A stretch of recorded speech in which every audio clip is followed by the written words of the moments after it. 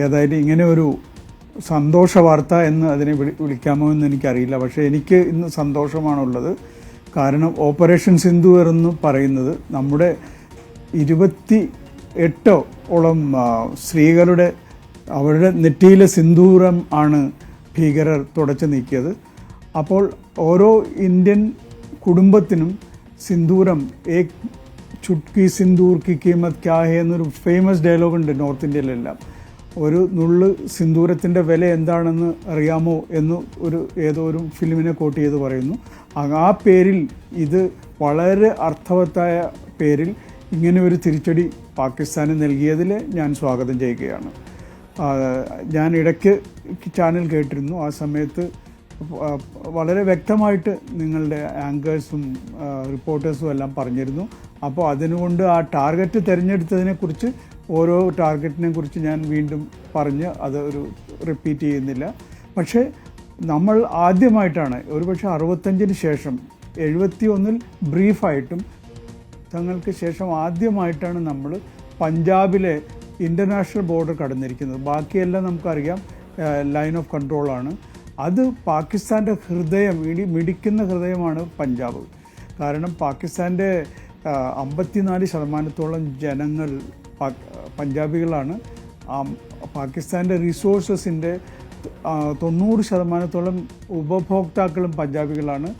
പഞ്ചാബികളുടെ നാടാണ് പാകിസ്ഥാൻ യഥാർത്ഥത്തിൽ. അതുകൊണ്ടാണ് പക്തൂണുകളും ബലൂജുകളും സിന്ധികളും എല്ലാം പാകിസ്ഥാനെതിരെ ശബ്ദം ഉയർത്തിക്കൊണ്ടിരിക്കുന്നതും അവർ സമ്മർദ്ദം പാകിസ്ഥാൻ നേതൃത്വത്തിന് നേരെ ഉയർത്തുന്നതും അതുകൊണ്ടാണ്. കാരണം അവർക്ക് കിട്ടേണ്ട ആ റിസോഴ്സസിൻ്റെ പങ്ക് അവരിലേക്ക് എത്തിച്ചേരുന്നില്ല എന്നുള്ളതാണ് ഒരു സത്യാവസ്ഥ. അതുകൊണ്ട് പാകിസ്ഥാൻ്റെ ഹൃദയത്തിൽ ഇന്ത്യ 4 ടാർഗറ്റുകൾ, എൻ്റെ ഓർമ്മ ശരിയാണെങ്കിൽ 4 ടാർഗറ്റുകൾ പഞ്ചാബിലും 5 ടാർഗറ്റുകൾ നമ്മൾ സെലക്ട് ചെയ്തത് പാക് ഒക്യുപ്പൈഡ് ജമ്മു കാശ്മീരിലുമാണ്. അത് പാകിസ്ഥാനെ ശരിക്കും വേദനിപ്പിക്കുന്നുണ്ട്.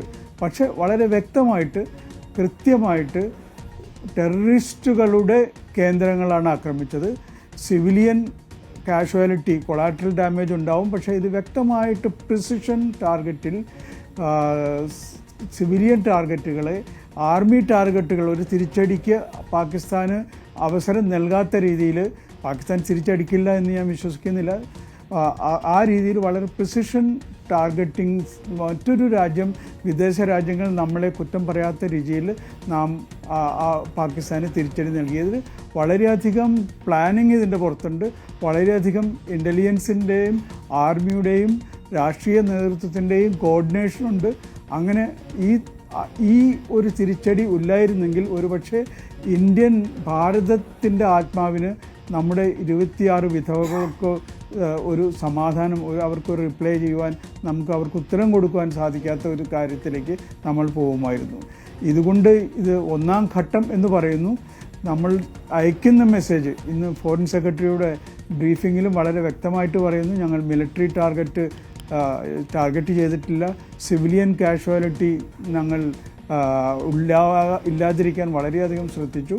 ആ നിലയ്ക്ക് ഒരു തിരിച്ചടിക്ക് ആവശ്യമില്ല എന്നുള്ള രീതിയിൽ, കാരണം അമേരിക്ക പോലുള്ള രാജ്യങ്ങൾ ഇപ്പോൾ പാകിസ്ഥാൻ്റെ പുറത്ത് സമ്മർദ്ദം ചെലുത്തിക്കൊണ്ടിരിക്കുകയായിരിക്കും ഒരു തിരിച്ചടി നൽകാതിരിക്കാൻ. അപ്പോൾ അവർക്ക് കൂടിയുള്ള ഒരു അജണ്ടയാണ് പറയാൻ പറ്റും പാകിസ്ഥാനോട്. സിവിലിയൻ കാഷ്വാലിറ്റി ഒന്നും ഉണ്ടായിട്ടില്ല, മിലിറ്ററി ടാർഗറ്റ് ഇന്ത്യ ചെയ്തിട്ടില്ല,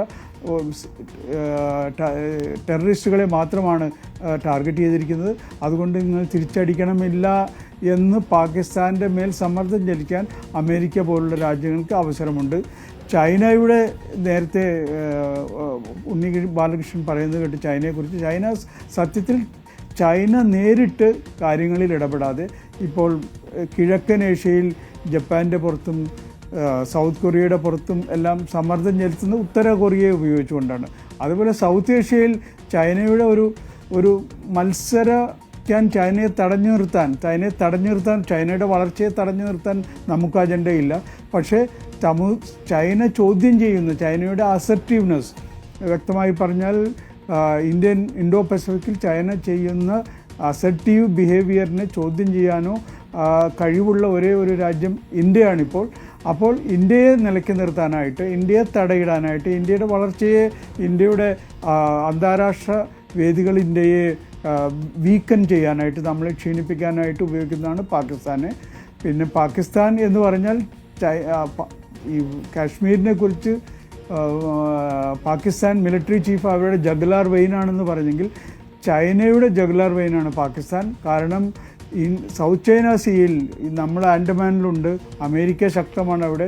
നാളെ ഒരു പ്രശ്നം വന്നു കഴിഞ്ഞാൽ ചൈനയുടെ കയറ്റിറക്ക്, ഇന്ധനങ്ങളുടെ കറാച്ചി അവർക്ക് വേണം, കറാച്ചി കൂടാതെ അവർക്ക് കഴിയില്ലല്ലോ ശ്രീ മുരളീധരൻ നായർ.